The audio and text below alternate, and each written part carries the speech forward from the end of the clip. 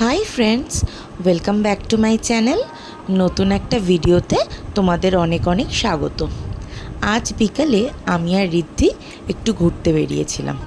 কোথায় যাব সেটা ডিসাইড না করতে পেরে আমরা ভাবলাম গড়িয়াহাটি যাওয়া যাক। অনেক দিন আমাদের গড়িয়াহাটও যাওয়া হয়নি, আর আমাদের দুজনেরই গড়িয়াহাটে একটা কাজও ছিল।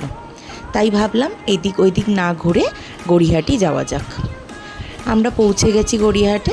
স্কুটিটাকে রেখে এবার যাচ্ছি আমাদের সেই কাজের উদ্দেশ্যে। যেতে যেতে একটু জামা কাপড়গুলো দেখছিলাম, ভাবলাম ফেরার পথে ভালোভাবে দেখব। আর এই দেখুন চলে এসেছি আমাদের সেই আসল কাজের উদ্দেশ্যে।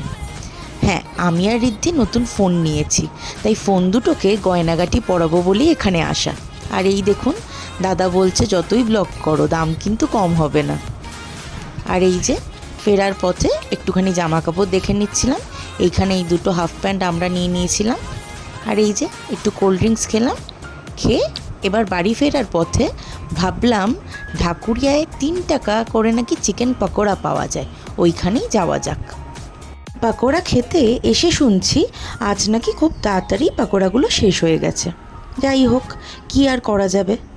ওইটা দেখছেন, ওইটা হলো ঢাকুরিয়া কালীবাড়ি। এক পা হেঁটে এসেই এই দোকানটা। এইখানকার মাটন ঘুগনিটাও কিন্তু খুব দারুণ টেস্ট, একদম ঘরোয়াভাবেই কাকিমা রান্নাটা করে। আর এই দেখুন কত বড় বড় মাটনের পিস।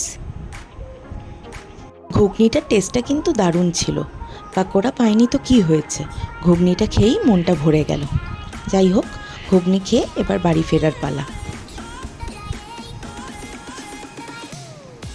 ভিডিওটা ভালো লেগে থাকলে একটা লাইক করবেন, কমেন্ট করবেন।